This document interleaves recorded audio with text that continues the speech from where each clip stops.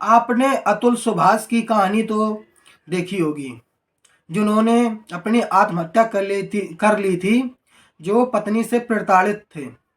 और हूबहू केस एक और सामने आया है, जहां प्रमोद नाम के व्यक्ति ने पत्नी से प्रताड़ित होकर, वो भी पेशे से इंजीनियर है, और अतुल सुभाष भी अच्छे खासे पैसे कमाता था, बता रहा था 80,000, जो कि वो भी इंजीनियर था। उन्होंने अपनी आत्महत्या कर ली है, और दोनों का हुआ केस है कि पत्नी द्वारा प्रताड़ित करना। आइए जानते हैं विस्तार से इस वीडियो में। अतुल सुभाष केस के ठीक 20 दिन बाद एक और सॉफ्टवेयर इंजीनियर ने पत्नी से परेशान होकर खुदकुशी कर ली है। ये जो जिसने खुदकुशी की है, उनका नाम प्रमोद बताया जा रहा है। प्रमोद और अतुल के केस में गौर करें तो दोनों की कहानी बहुत ही सेम है। अब डालते हैं दोनों पर हूबहू नजर। कर्नाटक के बंगलौर में अतुल सुभाष सुसाइड केस का मामला अभी शांत भी नहीं हुआ था कि उन्हीं तरह से एक सॉफ्टवेयर इंजीनियर ने भी आत्महत्या कर ली।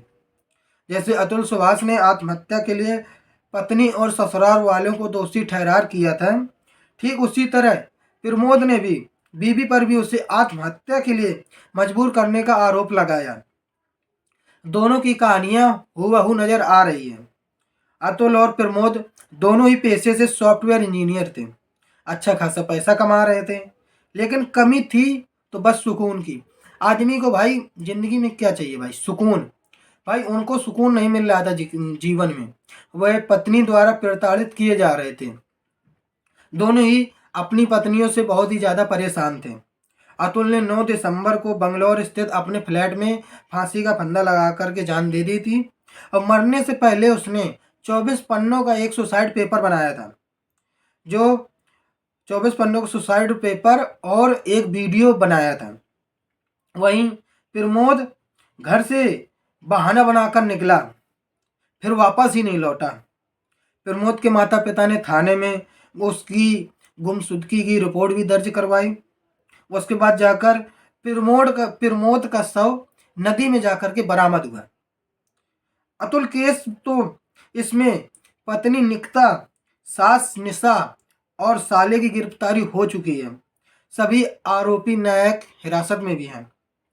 मामला बंगलौर की लोअर कोर्ट, हाई कोर्ट और सुप्रीम कोर्ट में चल रहा है। उधर प्रमोद के केस में पुलिस अभी जांच कर रही है। इस केस में फिलहाल अभी किसी भी की गिरफ्तारी नहीं हुई है। अतुल ने मरने से पहले कहा था कि मुझे मेरी बीवी और ससुराल वालों ने मरने के लिए विवश किया। मेरे ऊपर 9 से ज़्यादा झूठे मुकदमे दर्ज करवाए गए हैं।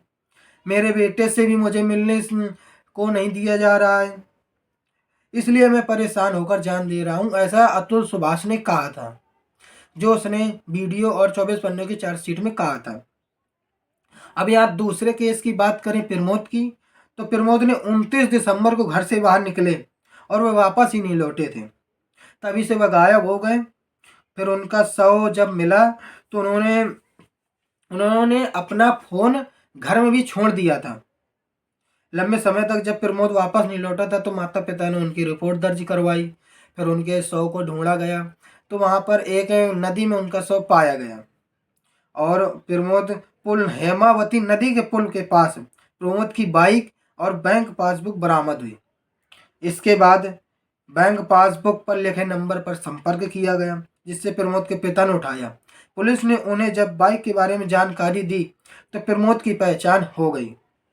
पहचान होने के बाद प्रमोद के शव को नदी से खोजकर बाहर निकाला गया। प्रमोद बंगलौर की बेंज कंपनी में काम करता था। वह अपनी पत्नी से होने वाले लड़ाई झगड़े से तनाव में था। इसके साथ ही ये भी कहा जा रहा है कि प्रमोद को उसके भाई बहन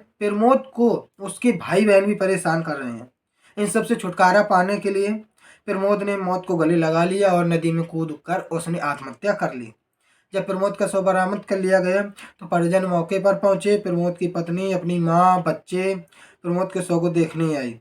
इस दौरान पत्नी के परिजनों और प्रमोद के बीच प्रमोद के परिजनों और जो ससुराल वाले थे, उनके बीच मतलब विवाद हो गया, जहाँ भीड़ को काबू करने के लिए पुलिस ने काफ़ी मसम्मत की। मतलब कि आजकल भाई लोगों को ज़िंदगी में सुकून नहीं मिल रहा है भाई। वह अच्छा खासा रुपए भी कमा रहा है, तो भाई उसकी मतलब पत्नी भी नहीं साथ दे रही है। ये है भाई, पैसा ही सब कुछ नहीं होता है भाई, ज़िंदगी में सुकून भी चाहिए। ऐसी वीडियो के लिए चैनल को सब्सक्राइब करना ना भूलें। धन्यवाद।